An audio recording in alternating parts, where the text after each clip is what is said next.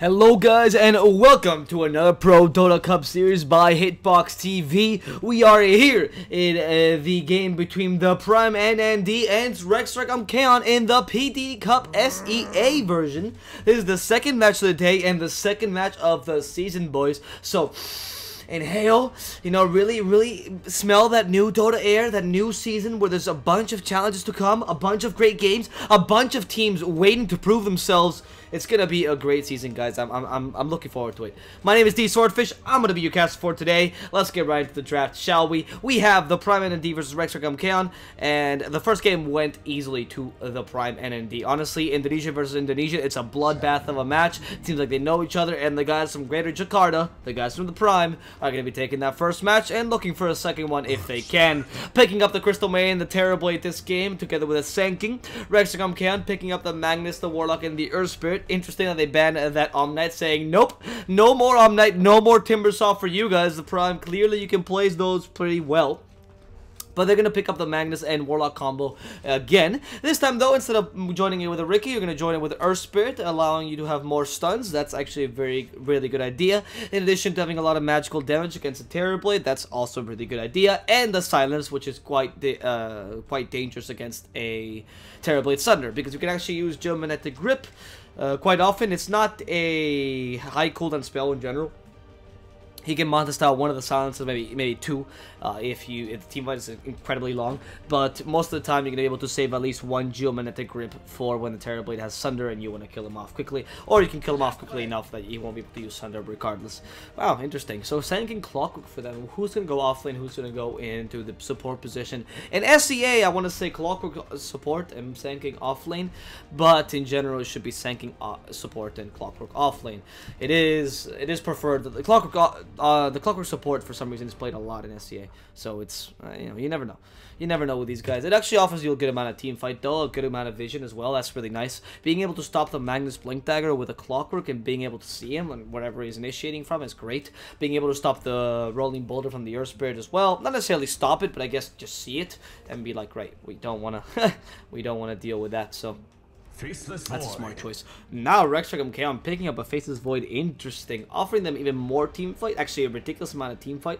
That's a Faceless Void carry, not bad against Terrorblade, because you can always chrono him and kill him off before you can use a Sunder, usually. Especially if he goes for the Manta style Diffusal Blade build, because even if he does not kill him in the chrono, you usually take off enough mana that Terrorblade cannot use a Sunder regardless. And you do have the Crystal Maiden Aura, but yeah. At least that's in the early game. Later on in the game, obviously, Sunder does not cost anything, so you can't really do that, but you should be able to kill him by then. I mean, by level, what, 18? If the Faceless Void cannot solo kill a Terrorblade in the Chrono, then you're not doing too well in the game, right? The Prime NND is going to be banning out the Tinker. Regum Qeon should be banning out also another mid-hero. Unless they're going to think it's Clockwork mid, probably not, hopefully not. Maybe ban on a Morphling just in case. This is a very popular pick against Faceless Void. It does not work badly against what the enemy team has. You only have one Silence, and that's really only the Earth Spirit's Geomagnetic Rip, which can be evaded with a waveform. So it's dangerous. You can also start replicating. It's not like an immediate silence. It's not like a silence from... Yeah, it's a lot of better silence, essentially. The Shadow Fiend's going to be their bad, and they're going to pick up an Outworld Devourer. Even more team fight for them. What is the Prime NND going to pick up against the Outworld Devourer? Honestly, not a bad pickup to get a Sniper, even if the Faceless Void goes for the Blink Dagger. Sniper seems pretty good. Morphling a bit weak against Outworld Devourer, so that's quite a good pick. And the Invoker is going to be the pick for the Prime NND. Not going to be winning that lane against the... Well, maybe. But most likely not going to be the pick against the Outworld Devourer, not going to destroy him in lane. However, should be able to win that mid game regardless. The Earth Spirit can gank the Invoker and get a decent kill or two in the early game, but it can recover decently with that Midas. You can always get kills with the Clockwork or the Sanking. Both, honestly, Clockwork, Sanking, Crystal Maiden are great combined with the Sunstrike, and you can punish that Outworld Devourer's Astral Imprisonment really easily with the Sunstrike, because it's actually quite easy to time doing that. And obviously the Tornado is great against the Faceless Void. If he doesn't catch you in the Chrono, which chances are he won't, you have a Tornado, EMP, and even if the Chrono is really well positioned, an Ice Wall.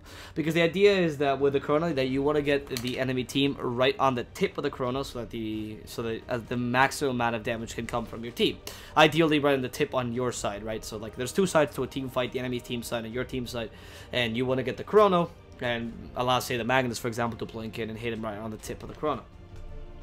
That makes it really dangerous, though, because that makes it so that the Invoker can Ice Wall you and not get trapped within the Chrono himself. And if he Ice Walls you plus Cold Snap, you can have a really hard time because you can't really time walk away from that once you get a couple of levels in the Cold Snap. So it's working out. I mean, the lineup works out pretty nicely, and then that Invoker pickup is actually quite nice, or it's actually really smart for them. I like it very much. Don't know how well it's gonna work if in the mid lane, because the OD can just beat him, but we'll see. Yeah, that's definitely bugged. That's definitely not supposed to happen. I'm pretty certain that they have more levels than that. Mainly because we keep seeing the towers, and the towers don't look exactly yet. Like, they seem to be a bit activated. I don't know if the towers all look this way, or are meant to look this way when you have no levels at all. Oh well, we'll see. That said, guys, let's present the teams real quick before they start hitting each other. My name is DSwordfish. I will be your caster for today. Hope you enjoy my cast, as per usual. If you don't, feel free to tell me why, and if you do, feel free to follow me on Twitter, as per usual. And if you would like to see the replays, by the way, for this match or for any of the other matches of the PD Cup, I am now, for this season, I'll be taking charge of PD Cup SEA. So any replays will be posted on my personal channel, and you can tell when if you follow me on Twitter. Not if, I mean, you can find them anyway, but just look them. If you don't want to follow me, just look them up on YouTube and you can see the replays regardless. I'm not going to force you. It's just easier for me than to release the links one by one. Right. That said, let's get right into the... game, and let's present the teams real quick. Making sure that my Steam is off. Our queue here on the Radiant side is going to be the first Indonesian team of, well, actually third Indonesian team of the day, I suppose. Koala is going to be playing the Fistus Void in the carry position. In the offlane, we're going to have BFL. What's the name for him today? Big Friendly Logger. Big Friendly Loser.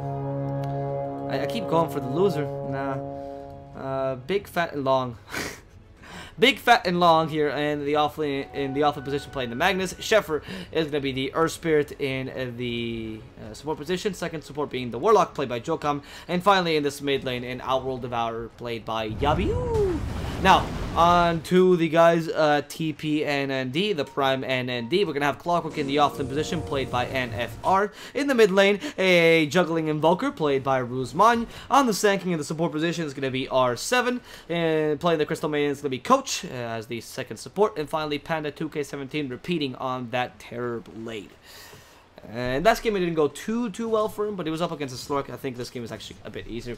And honestly, Terrorblade against the Void is not the worst of pickups. He has a high armor, so the Void, who only deals physical damage, doesn't have too much against him. In fact, the enemy team doesn't have too much against him, besides the Earth Spirit and the Outworld Devourer. Early on, the Shockwave is going to be quite annoying. Get a decent amount of nuke damage. And you also have the Skewer. And obviously the Impaler from the Void can also do a considerable amount of damage, but the armor should be able to help you up enough so that you don't, lose against the Void too much early on. The main damage is going to come from the Skewer and the Shockwave.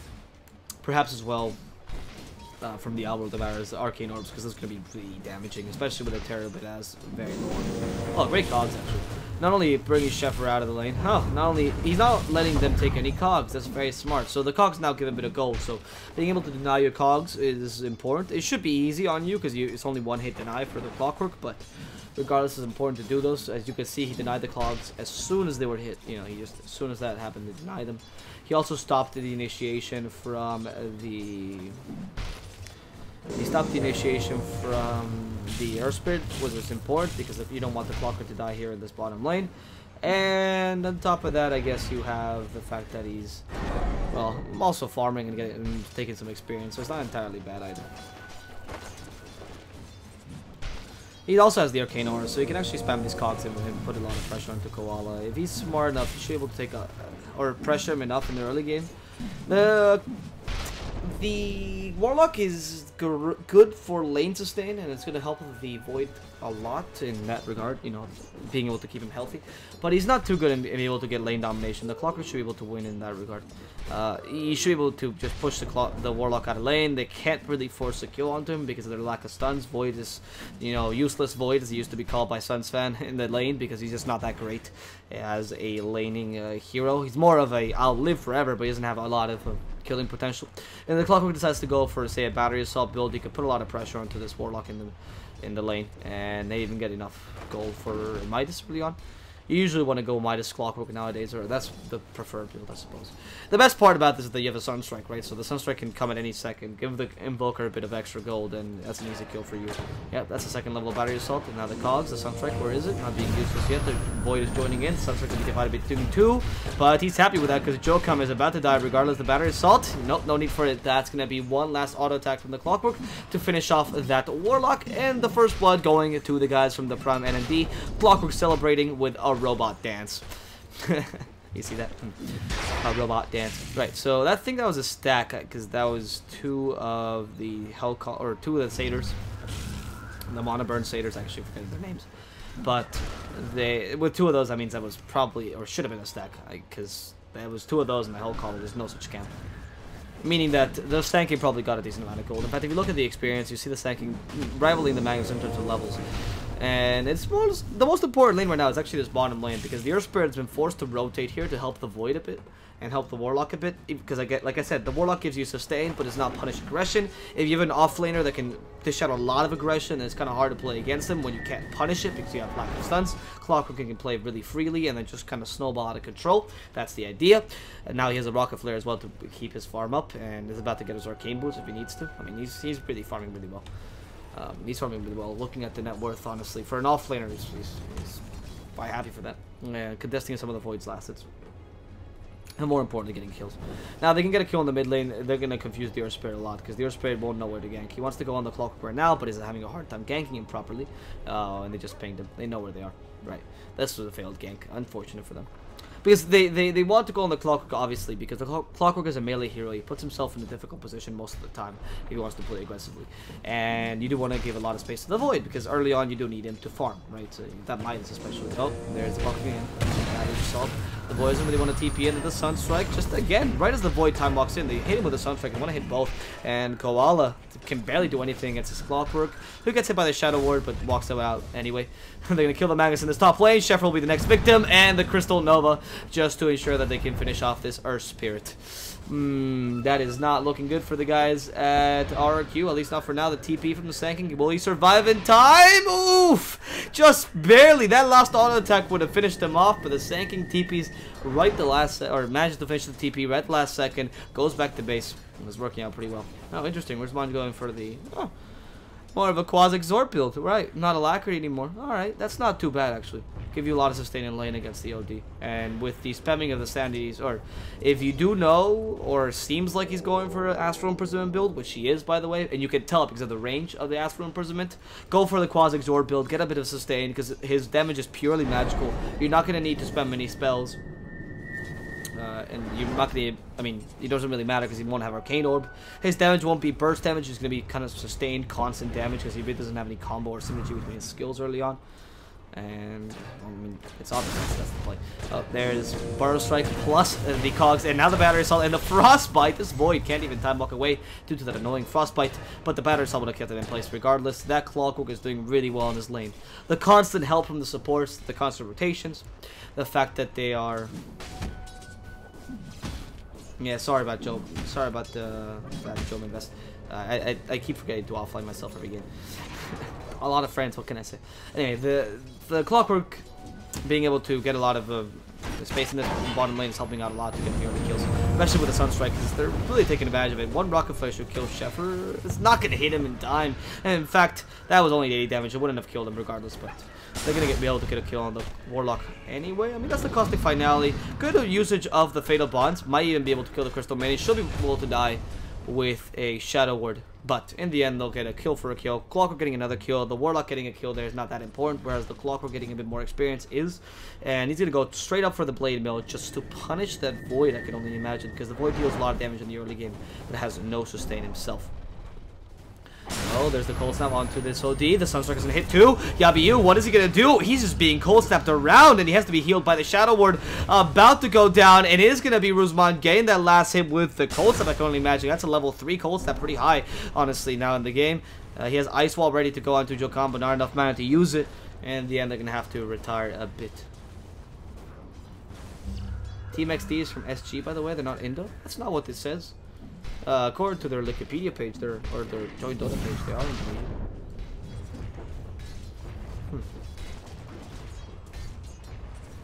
And where's In Your Dream, for the people that keep asking? I'm not entirely sure if he is playing in RQ or if he isn't. I mean, not at the moment, it's just in this game specifically, because they do have stand-ins technically. So we don't know if Jokam or BFL, sorry, BFL is filling in for In Your Dream entirely, or if he's just a different man. He showed into this matchup. Probably is not in this game.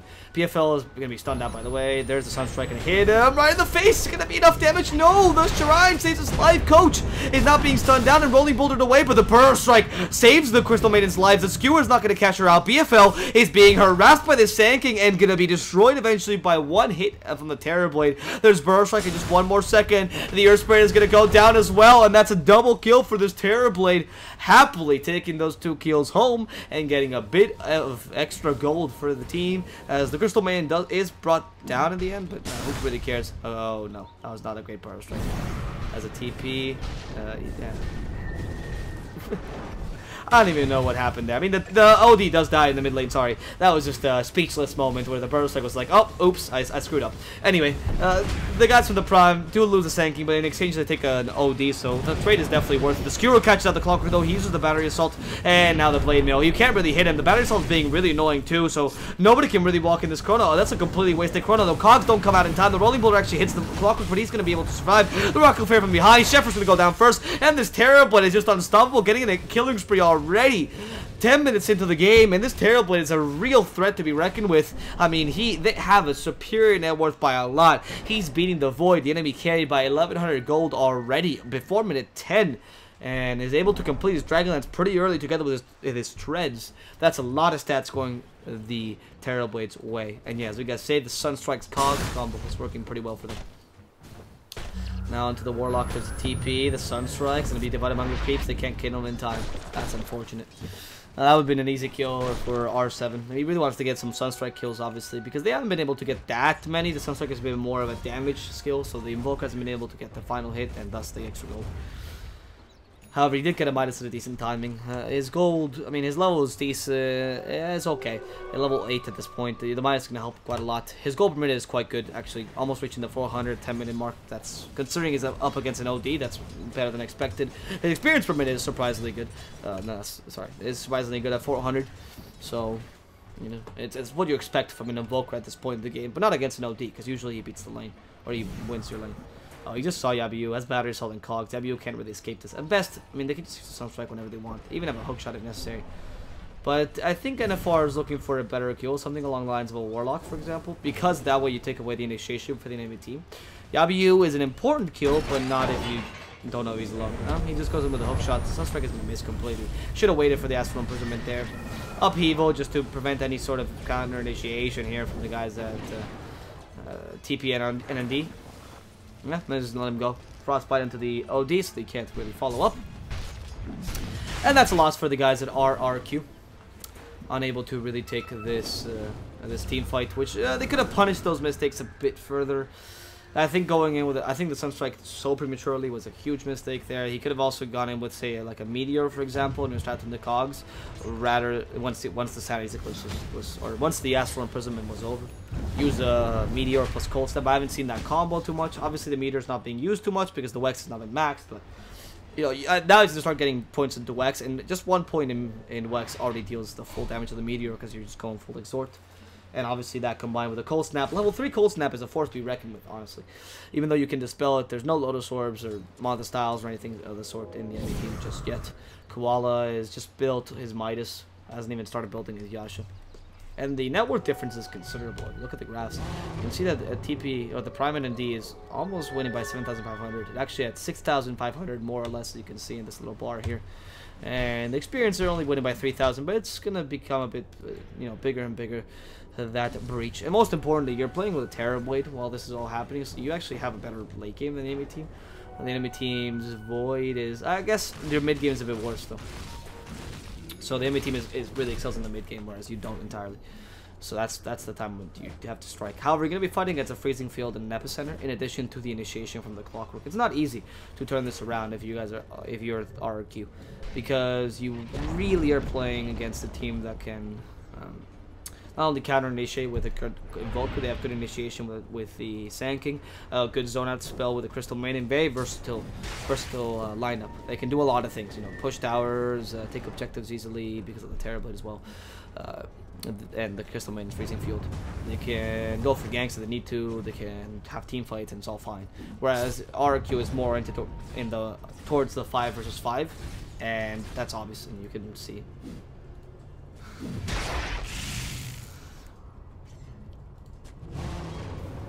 So you can see the 5 versus 5 or affinity that the guys from RQ have, because they're staying as a group, they're staying as a unit. That means that they're actually not maximizing farm as much as they can. The Void is perhaps the only one that's really farming alone. And the big important thing here is that the Void went for Midas, so that actually works out very well for the Faceless Void. Being able to go for Midas, recover your XP early, or recover your gold early, and even if you're not in constant farming state, right? If you're not constantly farming, you can still do well with the Void because of the fact that you have the Midas keeping you up constantly, and then in terms of gold and terms of experience, that's pretty good. He has to go for Vlad's, I believe. Yeah, I think that's Vlad's. Should have a Morbid Mask, yeah, on the courier.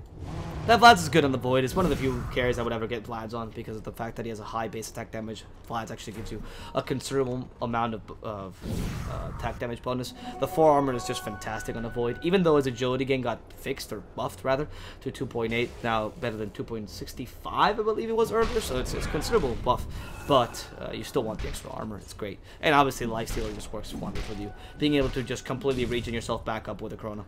However, this is going to delay the Mugstyle a bit further, so your damage... Oh, no, that was a wasted time lapse. I don't think they know this, so it doesn't really matter. Sunstrike, the Epicenter even as well. The Void being saved by the Astral Imprisonment.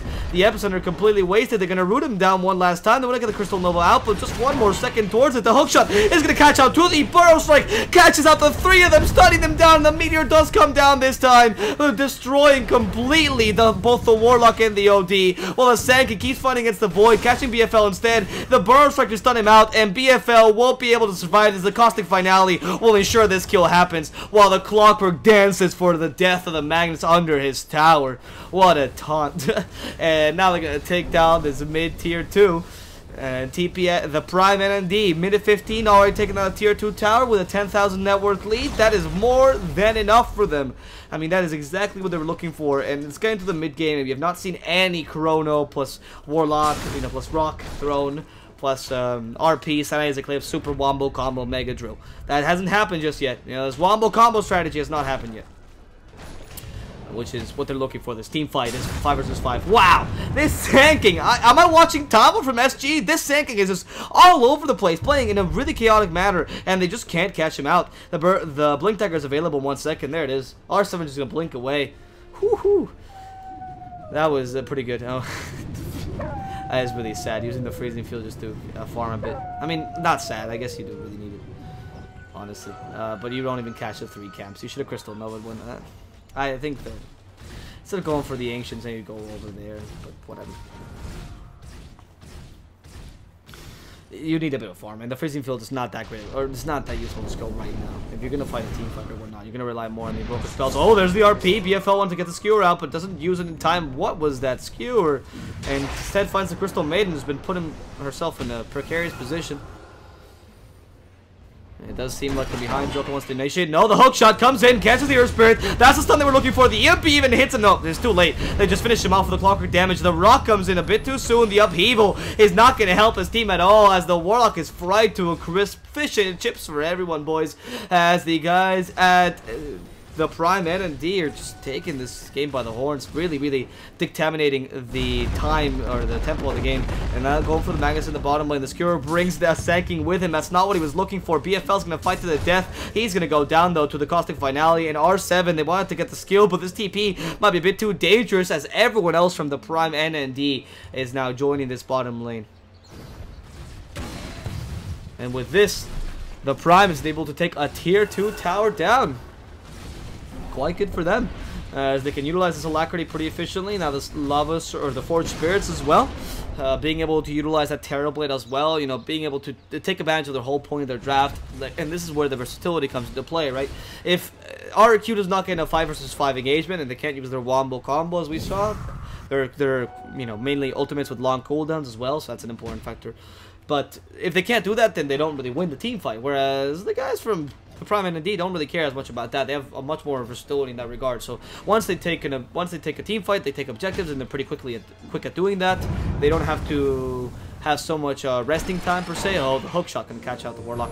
That ward just barely saw. Oh no, did not see the Warlock. I don't know how they saw him. Rocket flare maybe. That was pretty good. But the FR just takes the kill. Want to go for the boundary rune. Oh no, Koala says, no, that's my boundary rune. I'm going to take it away from you, Clockwork. Just stop being so annoying. He keeps harassing him. That's a good time lock. The Clockwork's trying to use the vision to his advantage, but he's going to go down regardless. Koala dealing enough damage to finish off at least the enemy offlaner. That's a good kill, actually. I mean, the Clockwork is more of a sacrificial hero, but whatever. It's fine. That was a good kill. He sacrificed himself for the Warlock there, not what they were looking for. That was a courier.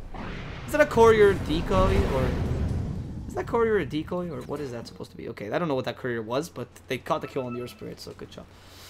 Oh, getting a talent so early? Really, Invoker? Are you planning on going for the 30% XP game and just finishing this game early? That's not a bad idea. I don't disagree with that idea. Especially with an egg so early, you can fight very early on this map. So the whole point here is that they want to fight super, you know, take advantage of the sags that they got at a decent timing, and this tempo control they haven't completely implemented. So from then on, take constant team fights, play very aggressively whenever you can, use the Terrorblade to take objectives. So team fight, get a couple kills, maybe I'll pick off some if you can. And then from then on, advance into objectives every single time. You know, rinse, repeat, rinse, repeat. Use the Clockwork and the skanking potential together with a Sunstrike from the Invoker, and then you pretty much got it. This Clockwork is going for Aghanims as well, which I love. It's going for early Aghanims as opposed to going for Force Staff, Arcane Boots. We've seen a lot of variations of the Clockwork, especially with the Midas, because it opens up your item pool in the sense that you can actually get many more items, and it's not such a waste of gold. Like going for Ags, if you don't have Midas, is a bit risky, whereas going for a Force Staff seems like the poor man's Clockwork play. You don't really want to go for that. With the Midas, you don't care too much about those things. Your analysis of the items is a bit it's not as important to analyze exactly what the efficiency item is going to be.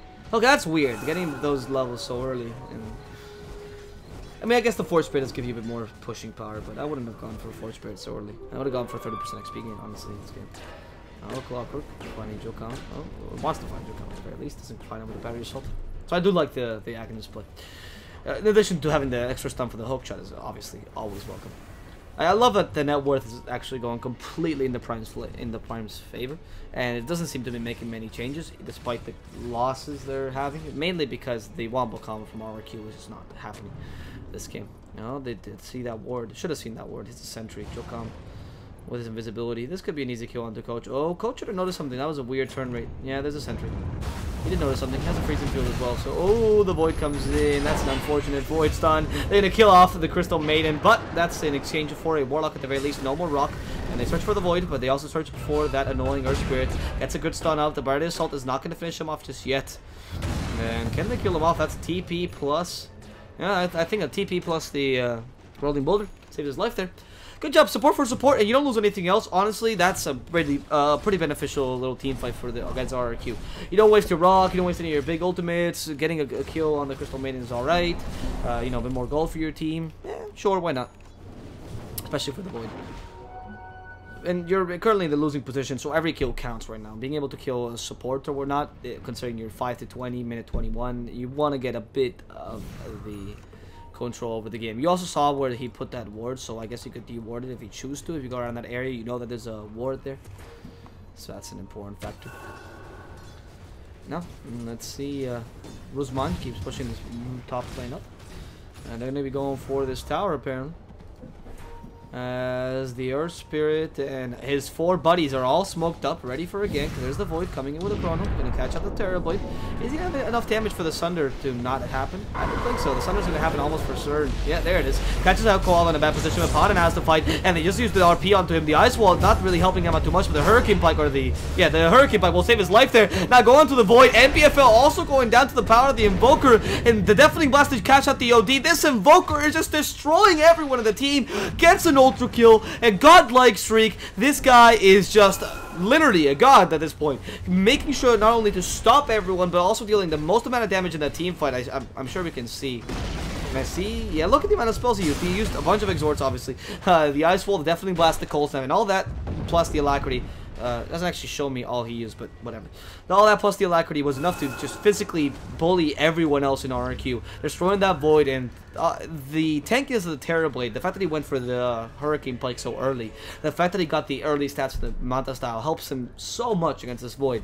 And like we said, early armor, when you only have physical damage and the OD is the only source of magical and pure damage you have, hard to kill the Terrorblade, honestly. Really hard to kill the Terrorblade. It's still pretty early on. The Terrorblade's agility gain is pretty ridiculous. He has 26 armor. What?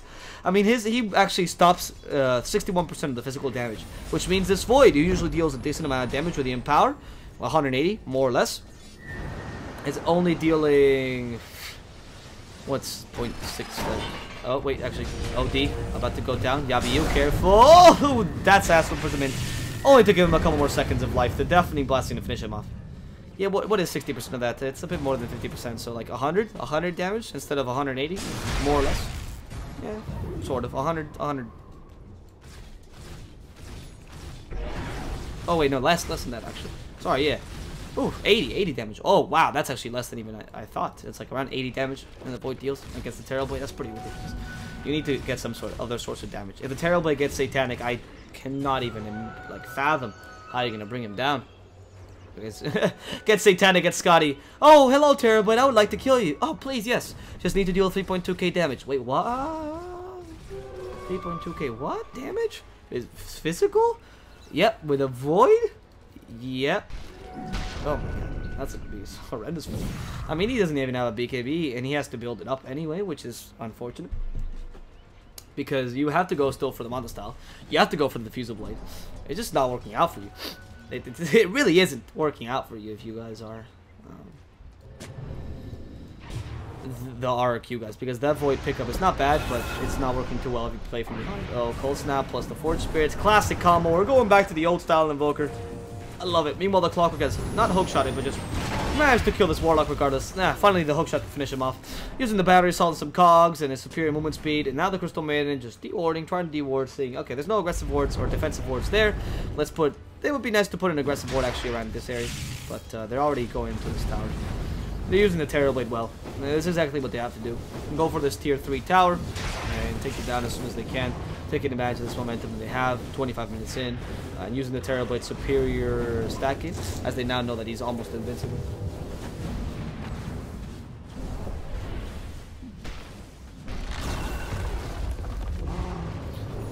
And now they're going to be taking the tier 3 tower. I mean, it's denied, which I guess is better than losing it, yes, in that situation. The shrines are going to be able to be destroyed anyway, so that's still 300 gold to everyone in your team. That's 1500 gold to enemy team, which is not what you're looking for if you're RRQ, obviously. That's just a bit more snowball. That Axe on the Clockwork is going to change a lot in the team fights. He's been able to just zip around almost like a storm, but with a stun included. Being able to get the extra shrine gold is also good, nice, because you can get the I mean, you can get close to the Scotty, get those extra stats. Honestly, at any level of stats for this Terrorblade is great when you're fighting against Void, because the stats both give you HP and armor, sorry. When you only have one type of damage, and that type of damage is physical, then again, the same problem. We've been reiterating this the whole match. The Void doesn't seem to do anything against them. The fact that it's to go for such an expensive build of Manta style Diffusal Blade, if you consider it, for that being your core build, is quite expensive. It's actually quite insane. Cold Snap. God damn it, Koala almost died. Has to use a Chrono. Can't kill the Invoker within this Chrono, but we'll try anyway. Koala is determined. Oh, what a Yule Scepter makes the RP! And Rusman just laughs in the face of death. Comes back with a Cold Snap and a Vengeance. The Epicenter's ready for the Void, and they want to finish him off. They do have a lot of magical damage. He's trying to TP away. Not enough damage. One last hit from R7 will do the trick, as the Invoker also kills the Magus in the backlines. The Earth Spirit brought down by the Sunstrike, and Rusman is just godlike there, showing off his skill as the Invoker, and I mean making the enemy team waste a Sunstrike. Jesus, Yabiyu almost got up by the Frostbite. Thank Christ he didn't. Okay, what did he just kill? How did he even kill him? Oh, he just TP bot. Yeah, TP bot came in. I couldn't even see that. Sorry, I'm not the best camera, but that was okay. He just TP's bot, kills him quickly, uses the Invoker power. That's a good zoning out freezing field. Better if the Terrorblade was attacking the racks, but whatever. It's not bad. You limit lane of creeps anyway. I believe they started doing that when the lane of creeps first came out, and then kept going. It lasts quite a long time. So yeah, they're gonna take these racks down. Oh, when he thought that Lane Cruise was first. Anyway, the mid racks are down. The Terrorblade keeps pushing though because he's not done yet at all. I mean, he still has the Metamorphosis. Actually, has almost half duration of the Metamorphosis, so that's around 20 seconds, 26 seconds specifically. Terrorblade being silenced and stunned is not going to be a problem to him as he just takes the second lane of racks. Their skewer though, bringing him back to the enemy team. The Tornado stopping any sort of attempt of initiation for the enemy team as the Prime will be able to just make out of here alive. Why are they doing that? Okay, they just don't want the enemy team to see their aggressive wards, I suppose. And that being RQ. So they don't want... Well, I mean, it's the Prime doing this. They don't want RQ to see their aggressive wards. Not taking the second shrine. This is gonna... Oh, never mind. The Terrorblade already has Scotty, so he's more than set. Because Scotty had 700 gold in the bank. Now being able to take a shrine with his illusions. This illusions are actually lagging my game considerably. Smoke Gank fails because these were illusions. And the Rolling Builder doesn't hit illusions. The OD has to start clearing these out. They do catch the Clockwork though, and there's a lot of lags. Okay, so that was just not the... That wasn't the Terrorblade lagging my game out. That was just lags, apparently. Right. The Clockwork has been skewered out, and that's a huge advantage for the Prime. So this is going to be a pretty good kill for them. However, he still has hookshot, so he might be able to survive. It's kind of hard. As the hookshot uses it against the OD, nothing else he can really do there. The Battery Assault dealing a lot of damage to Koala, but the Shrine healing everyone up. And now the second coming in with an Ag Scepter and an Epicenter and a Vengeance, but they stopped the Epicenter in time. So that was pretty good as the Tornado stops the Void Initiation. Koala being hit by the MP. Deals the big KB just to survive. The Sunstrike barely missing onto the Warlock. And they're going to catch on the Terrorblade. He's really tanky though. Has Sunder. Will be able to survive. The RP is even being committed. They're going to kill the Terrorblade in time. As the stun comes out to the Invoker. The last surviving member of the Prime. And he is not in his best moment. Shall I say his prime. As he just goes down to the damage from RRQ.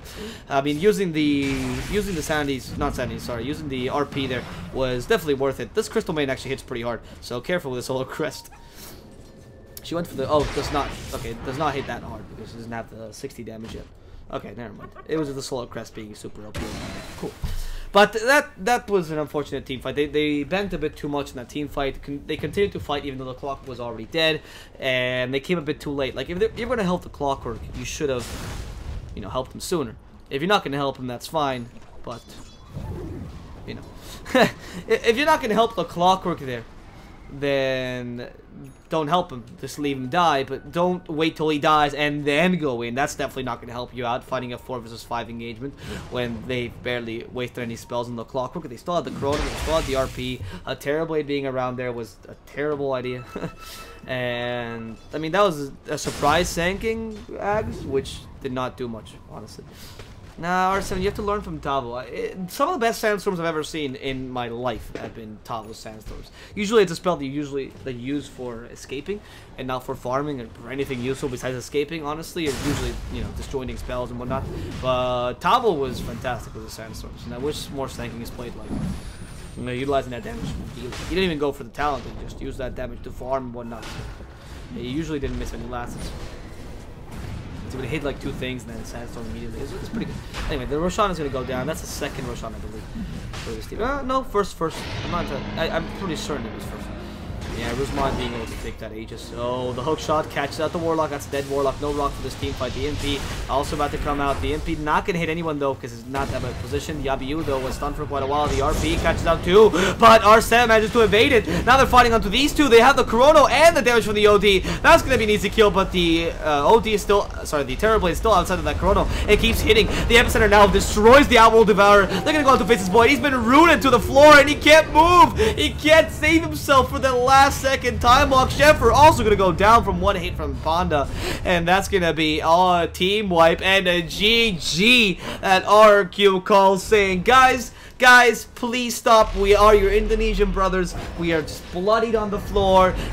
Can't win this game. It's 11-36. The score is too big to surmount. We're just going to give up, guys. And the Prime take the second game as well as the first one, taking the game against one of the favorites in this team or in this tournament, RRQ, who have done very well on previous iterations of the ProDota Cup. Now are not eliminated but lose this first best of 2, which is, or the second best of 2, which is unfortunate for them. the Prime though showing us what they're made of, and maybe new blood into the Indonesian scene seems pretty interesting to watch. That said, guys, my name has been DSwordfish. Hope you've enjoyed the cast for today. We have one last match left between the guys of. Let me put up.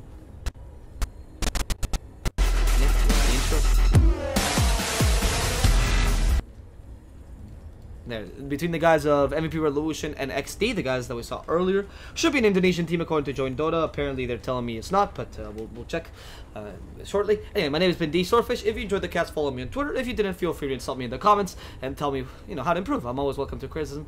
And I'll see you guys in a few minutes with the next match of the day. Actually, I'll see you guys in an hour with the next match of the day between XD and MVP Revolution. Until then, guys.